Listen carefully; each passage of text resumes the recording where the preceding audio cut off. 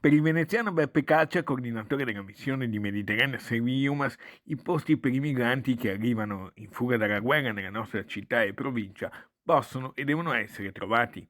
Non esiste perciò a suo dire alcun allarme, anzi la richiesta chiara è che il decreto Piantedosi venga immediatamente ritirato e lunedì sarà battaglia, dialetticamente parlando, a Montecitorio.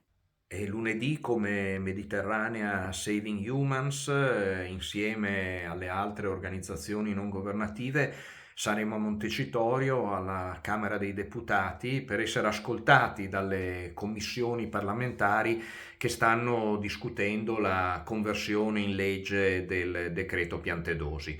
Andremo davanti alle commissioni a chiedere che questo decreto sia ritirato. Secondo Mediterranea le norme esistenti sono già chiare, il decreto viene giudicato solo punitivo. Le nostre navi rispettano rigorosamente il diritto internazionale e le leggi italiane e non c'è nessun motivo di aggiungere un decreto punitivo a questa cornice normativa.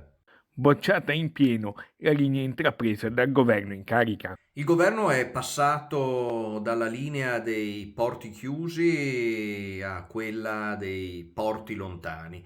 L'obiettivo rimane però sempre lo stesso, cercare di ostacolare, impedire l'attività civile di soccorso nel mare Mediterraneo centrale. Una strategia pericolosa, una strategia che rischia di aumentare il numero delle vittime in mare, ma che ha soprattutto l'obiettivo di lasciare il campo libero alle milizie di Tripoli.